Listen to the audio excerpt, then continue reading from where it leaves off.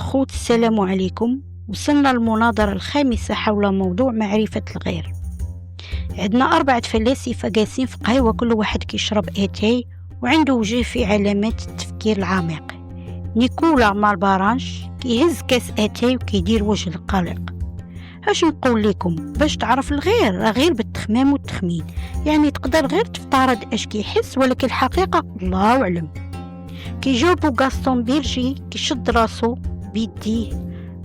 مالبارانش، وانا نقول لك راه بيني وبين الغير حيط كبير، كل واحد في عالمه، انا عالمي بوحدو وهو عالمه بوحدو. كينقز ماكس شيلر كيضحك بنوع من الامل وكيهز صبعو. واش هادشي كله؟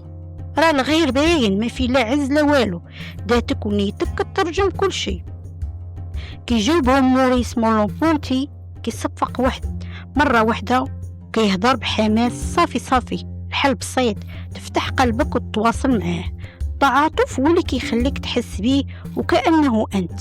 كتبان نادلة كتجيب ليهم 2 كيسان مخلطين في بعضهم بلا ما تعرف ديال من. كيبقاو كيتبادلوا نظرات مشككين، ومن بعد كيتفاهموا بضحكة خفيفة. معرفة الغير، تخمين ولا تعاطف؟ شكون رابح؟ وانت كتفهم صحابك ولا باقي كتخمم؟ اكتب لينا في الكومنتيرات.